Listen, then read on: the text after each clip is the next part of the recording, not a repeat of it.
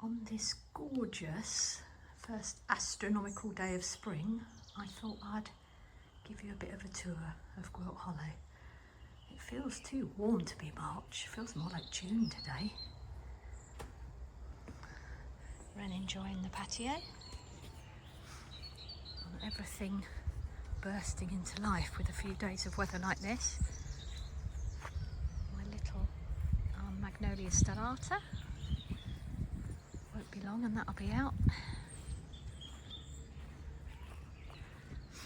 Pond levels have dropped. Obviously we actually haven't had much rain for the last 3 weeks, but it's still looking lovely. Celandines, really pretty. Tadpoles are out and about, wiggling there, and there's some swimming around in the pond as well, which is lovely to see, bearing in mind this is a new pond. Look at that, so pleased with this.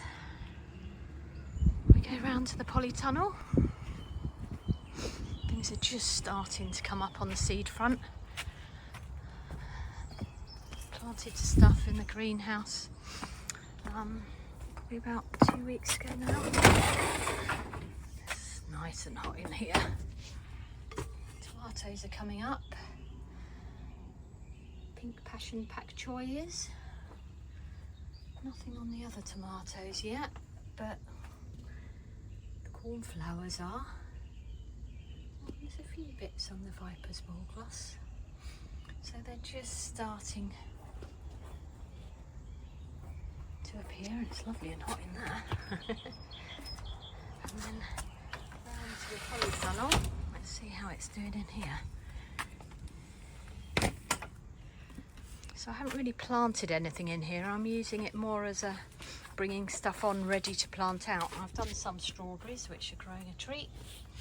All my bargains are really coming up, and then they'll go out in the garden as soon as it's frosts have passed. So they're looking really good. More little strawberries. I'm going to have a strawberry glut. Sweet peas are coming on a treat. And then a few other pots of things that I'm just going to bring on. But oh, I love it in here. So what's our temperature? 4 degrees last night. We're up to 26.3 at the moment. It's toasty in here.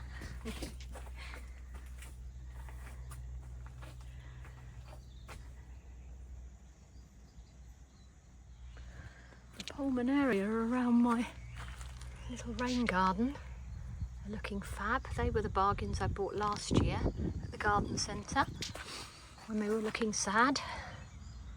And they've come up a treat.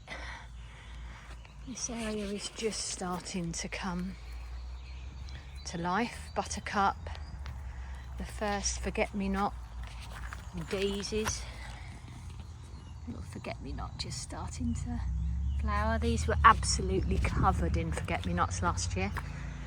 If we go up the stairs,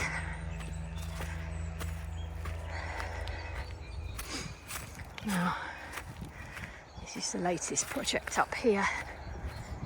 So we now have easy access into the quarry. Look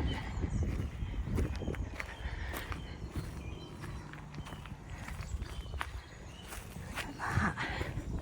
Proper steps. So I'll take you down. So I can now step all the way down without slipping and sliding down this bank. Down into the quarry, which is like the whole area is about to burst, so it looks quite bare at the moment. There's still quite a lot of tree debris that I've got to clear, but if we come round this way, and for the first time since I've dug the quarry pond, it's completely dry, but we've probably gone 3 weeks without any rain, so I knew this would be the kind of pond that dried up in dry areas, dry times, and then filled when it rains, which, to be honest, it does usually in Wales. We've just got a particularly dry period. So this is all the dead hedge I've created with the epic storm Dara tree fell. That's what's left of it. And then this is what I've created out of all the parts we cut off. So this is a lovely little sunny spot here. So there's lots of habitat. So I've piled all these up and then created this area, which is a nice seating area, and also as it rots down it'll be good habitat. And then that is going to stay there. It's pretty secure but too big to cut up. And then lots of ferns ready to burst into life, and when this is actually full of water again, it's gonna be gorgeous down here. I'm really chuffed with it. So if we walk back out the other way, you can see down here in the woods another, I don't know, a couple of weeks maybe into April. Look at the bluebells coming up.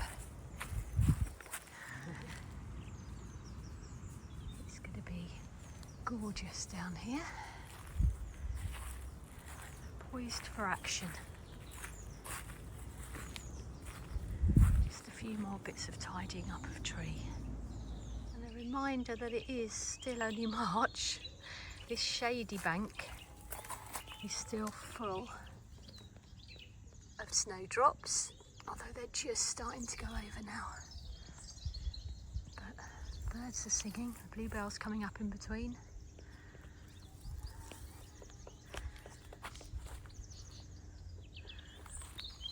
And it's mighty beautiful today. Welcome spring.